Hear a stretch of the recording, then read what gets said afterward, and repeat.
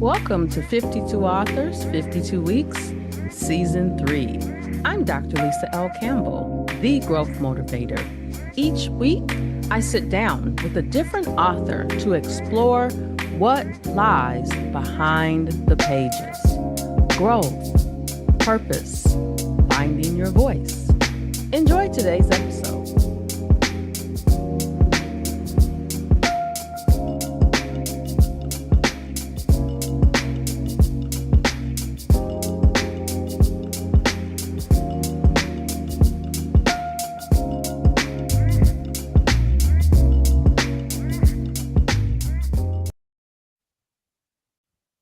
Hello, everyone. Welcome back to another amazing episode of 52 Authors, 52 Weeks with me, your host, Dr. Lisa L. Campbell, the Growth Motivator. And today I am joined all the way from Vermont, Matt, Sophia can correct that, Matt Melvin, author of Bullied Behind Bars, a gay Christian Trump supporter goes to prison.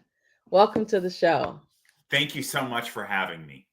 So let me tell you, when I first saw your title, I said, oh, I am in for a treat. We are in for a treat because I am a woman who grew up in the Christian faith. And growing up, they told us about all these sins and all these things, which today at 50 something, I don't know how much I agree with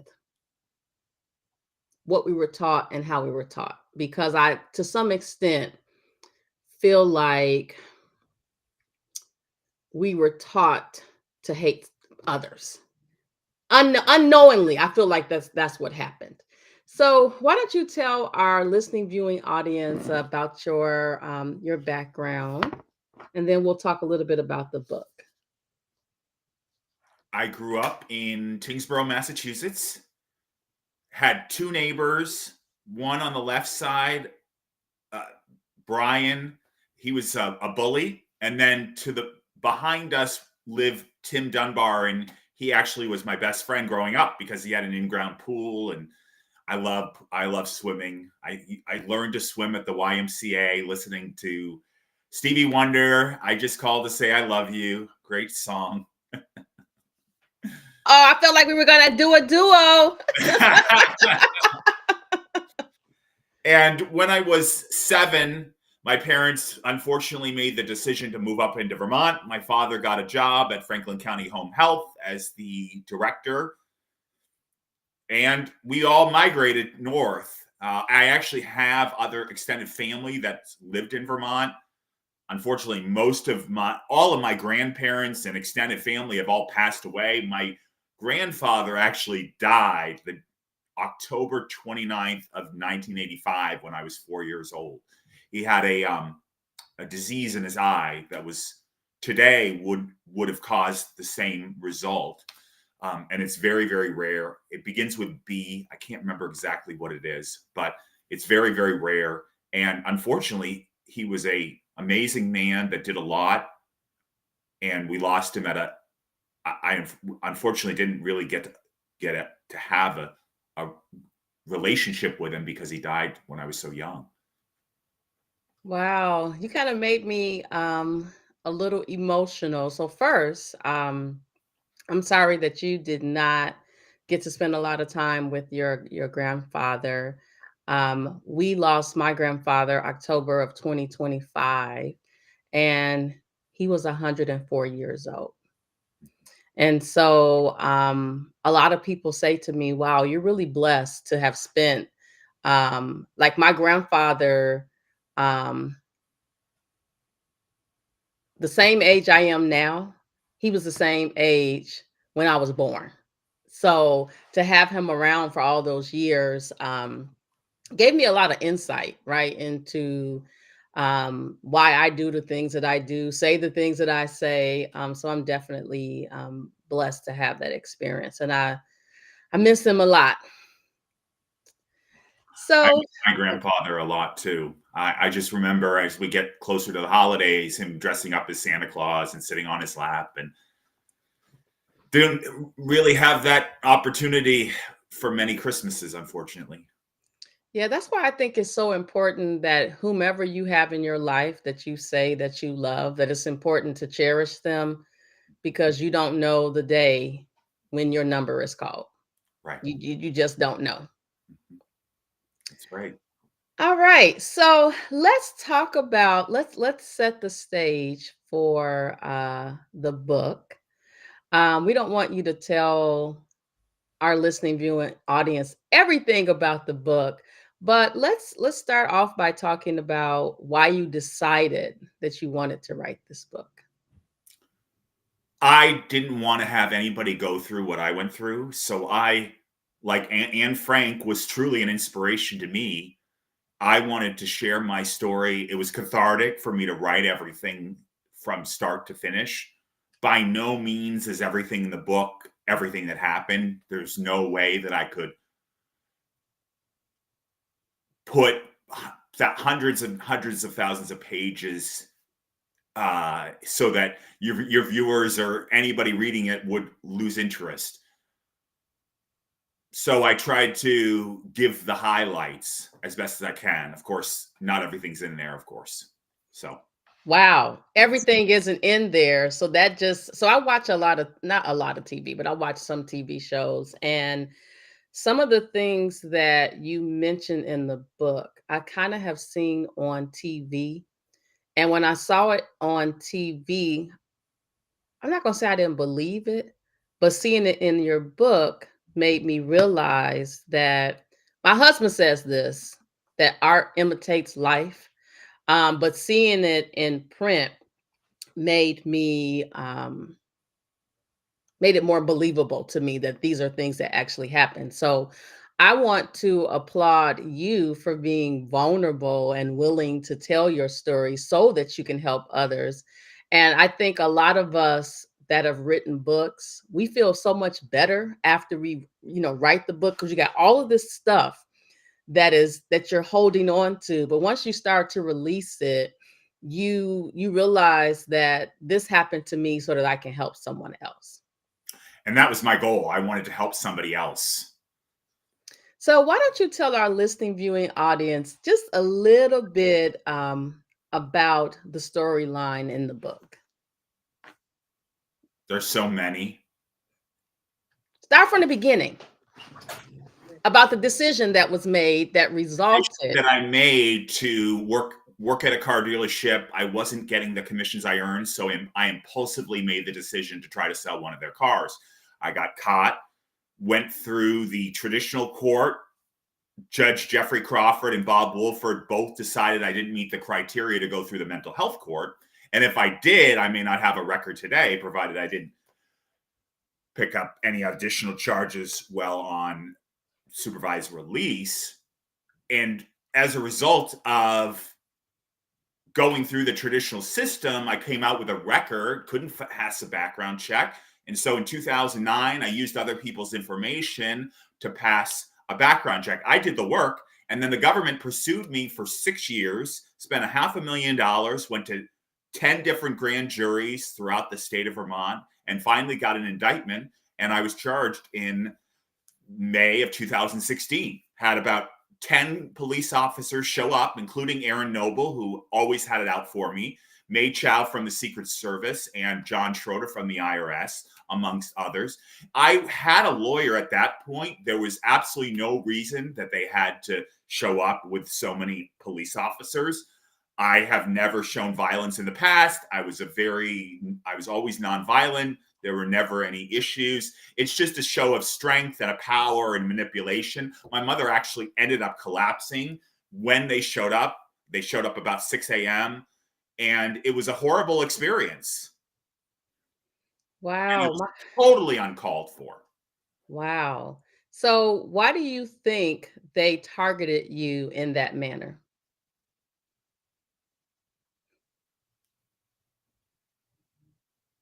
They wanted to make a name for themselves. They wanted to move up within both the police department, the IRS, the Secret Service. And this is the way to make a name for yourself, is to be front and center of an investigation. And just so the listening viewing audience is clear, this all stems from a car. Well, sort of. I mean, in 2016, it stemmed from using other people's information to pass a background check. The Mhm. car was back in 2004. So it was a combination of all of these things.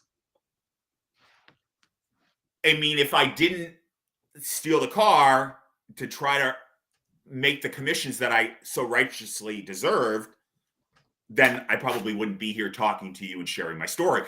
As well as I wouldn't have a great relationship with God, be so devoted, try to lead more people to Jesus. So it's sort of a double edged sword, just like everything we do in life. Every decision we make has both positive and negative consequences.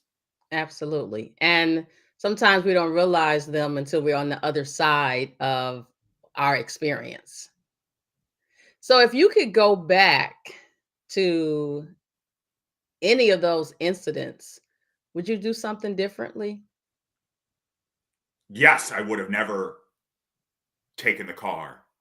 I would have sought out the remedy in a different way. Um, it's just, the shadow of being autistic is impulsivity. So the impulsivity never goes away. It's just today I have better tools to handle that impulsivity than I did back then. Of course, I wasn't diagnosed until I was 20 years old. Wow. So autism has been in the news so much the last couple of years. I'm seeing recently on the news that the numbers are on the rise. And I am the parent of a 33-year-old autistic individual. And you are much more higher functioning than she is because she's 33, but she doesn't talk. She can't hear. And so my experience and interaction with her is definitely different. I would love to one time she did say very softly, "Mom." But I would love to be able to hear her say that, more frequently as opposed to, me looking at her, she's looking at me, and that's kind of how we communicate. So, I feel like there's so much that's not understood about autism. We've been in this autism study for the last 30 years, and they collect data every year, and they're tracking, progress. But I feel that there are so many individuals that are autistic that sometimes get caught up in situations, and I don't think that the justice system handles individuals properly, knowing what resources we have available today. We don't know everything about autism and the spectrum, but we know enough to maybe make some different decisions. No question. And the assistance for somebody with a mental health disorder is very few and far between compared to drug courts. And it's much less understood because with a drug addiction, all you have to do is get the individual to stop using the drug. With a mental health condition, it doesn't matter how much treatment is offered, how much therapy, EMDR, CBT, DBT, whatever it is, it's still going to be there. It's still, there's no way of getting rid of it. It's no cure. All the drugs in the world aren't going to solve it. And I encourage people before they start taking a lot of drugs, make sure you read the side effects. Every drug you take has an equal or greater side effect. And don't take any drugs. I've tried out various drugs. They don't do anything. All they do is sedate me and make me somebody that I'm really not. and I refuse to be sedated and live as if I'm in a virtual reality game, which a lot of people are engaging in. And these are so reckless because, again, it's just a distortion of reality. Wow. Wow. So much to unpack. When you talk about mental health resources, I'm reminded I've lived in this area for about 30 something years. And there was this mental health hospital that was down the street from me. And one day I drove past and it was owned by the government. I drove past and they were tearing it down or they had closed it. And then I would see another one close and another one. But the increase of individuals with mental health was going up, but the resources were going down. And so recently, that building sat vacant for at least the last 20 something years. And I drove by recently and a couple of things went through my mind. Number one, how many lives could have been saved, individual lives, their families, if that resource would have still been here today? And then number two, now they're going to turn it into some type of community center situation. And to me, that does not address the true need of mental health. Absolutely. I mean, you can't just destroy a building and think that mental health is on the decrease. It's actually on the significant increase because the resources are not available. And so, unfortunately, that's why a bulk of the people that are in prison or go through the judicial system have some type of mental health disorder. And also the fact that they get a record and then they can't find housing, they can't find a job, they can't adopt a child. So all of these play into why the recidivism rate in this country is so high. Wow. So you just reminded me. I think before we started recording, I asked you about Massachusetts. And so I've gone around the country auditing medical records. And sometimes I'm in facilities that service population of incarcerated individuals. And when I look at their history that started very young, I'm just often asking myself, what could we as a society have done better to support that person from the beginning? Something had to have been available to help, but it's just like nobody wanted to and nobody cared, I think unless you have a lot of money, which I don't. right, there's very few resources. I know a individual that went to a treatment facility in Florida, and his family spent almost $100,000 to have him go there, and it was all drug or alcohol treatment. I asked him if there was anybody with mental health conditions, and he said one. And so that person becomes the outcast because everybody else has a drug or alcohol addiction problem. And with drug or alcohol addiction problems, there's also a manipulation and a trying to con other people to get what you want. And so the personality for somebody with a drug addiction is very different for somebody from with somebody with a mental health disorder. So, do you find yourself or are you currently advocating for individuals with mental health concerns?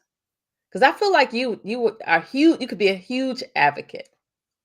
I would love to get on stages and talk to at-risk youth, at-risk teen who have started engaging in low-level crimes like marijuana use or speeding.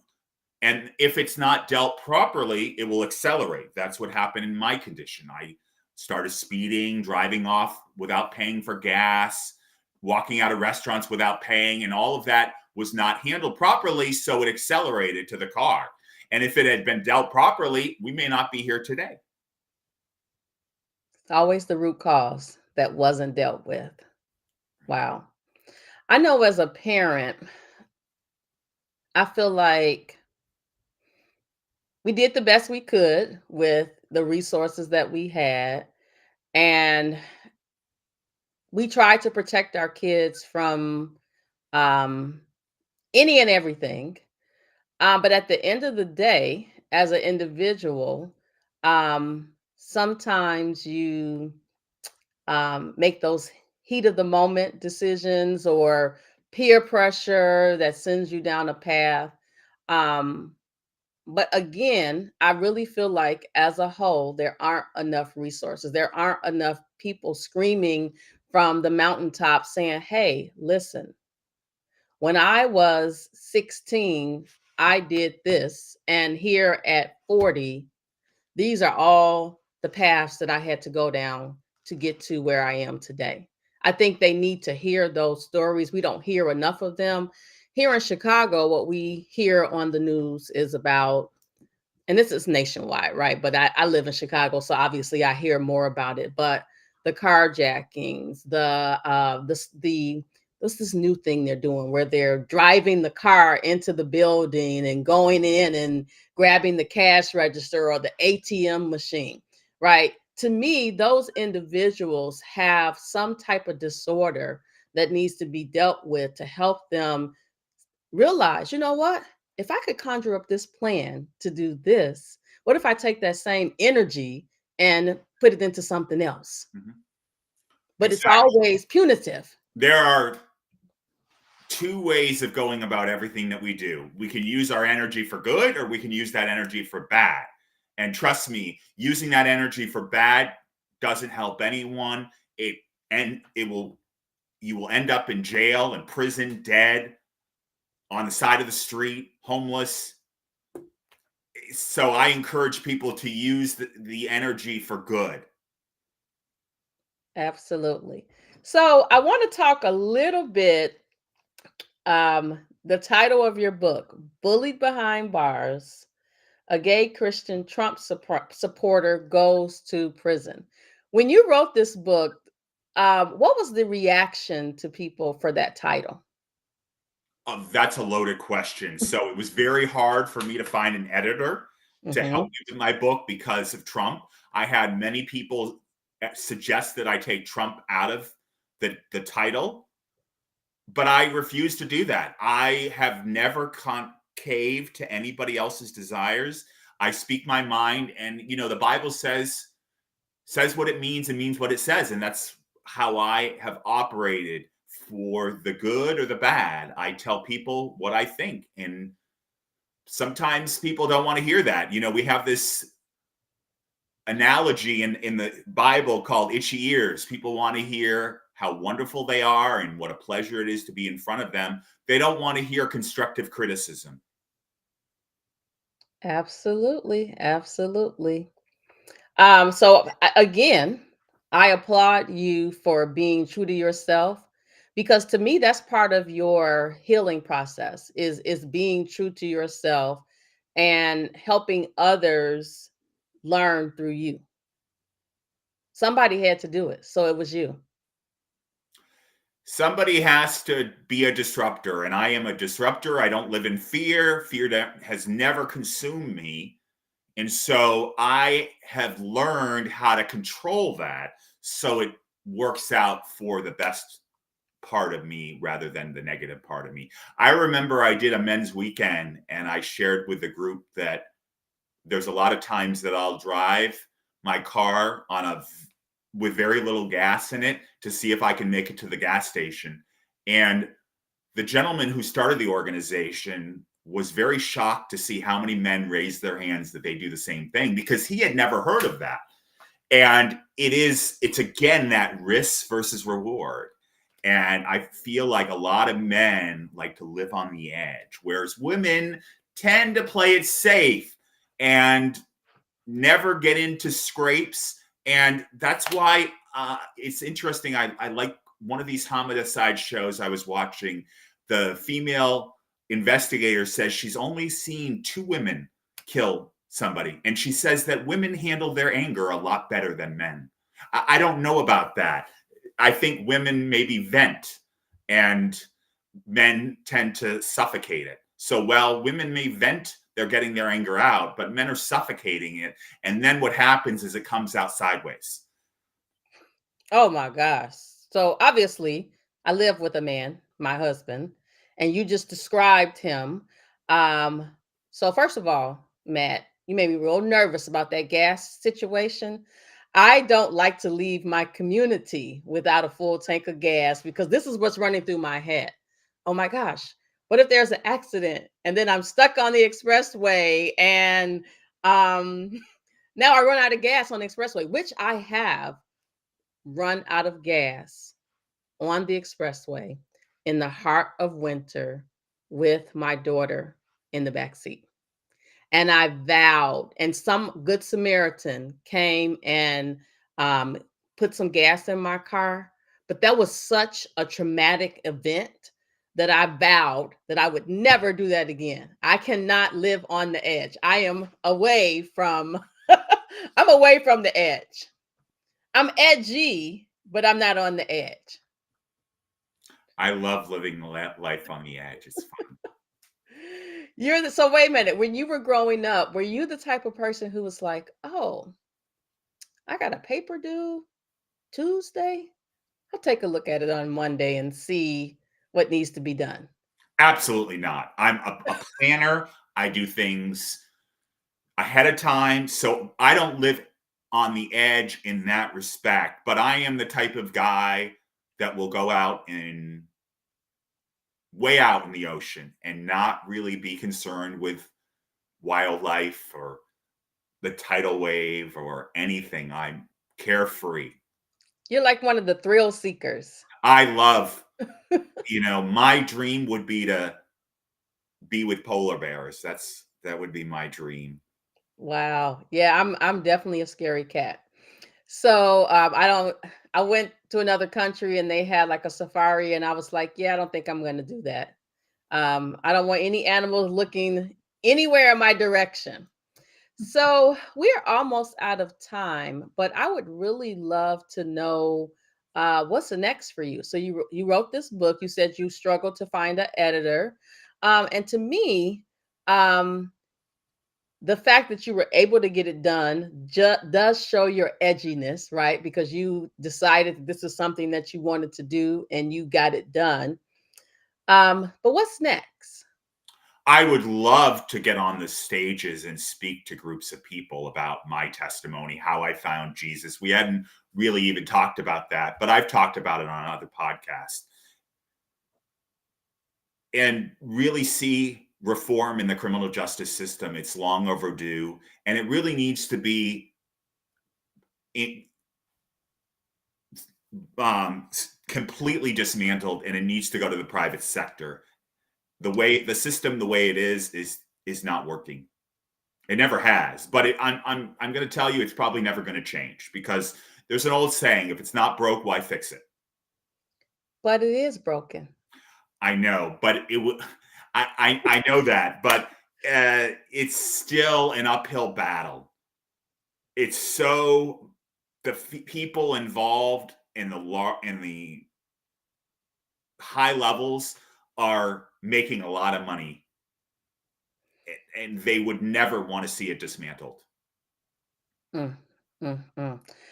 Have you caught the TV show, The Mayor of Kingstown? No. No. So that movie, I think it's a TV series, actually looks at the criminal justice system. You should check it out. You might get some ideas for things that you can do for the future. I would love to see you be in a position where you're on a stage talking about your experience. You just got to find your people, right? The right audience that's open-minded, willing to um, listen with their heart, right, and really see the good that would result from someone standing in front and showing what they've been through. And let's talk about how we can prevent this from happening to others. Absolutely. Well, you can follow me on Instagram, Bullied Behind Bars. I'm on X, Bars Bullied, Matthew.Melvin.5621 on Facebook. My book is available on Amazon. My website is bulliedbehindbars.com, and you can email me, bulliedbehindbars@gmail.com. I'd love to hear from you. If you need help, you want somebody to come and speak at your group, feel free to reach out to me. I'd love to hear from you. I love the branding. Everything was consistent, so it's easy to find. I Yes. love it. Well, listen, we are out of time, but I really want to there's two things I want to do, which one of them you already did, which was tell our listening viewing audience how they could find you. But I would love for you to leave us with one um, statement of encouragement, words of wisdom for it could be somebody who's a parent that sees this episode and um, they have a child that's going down a path and something that you say could change that path. What would you say?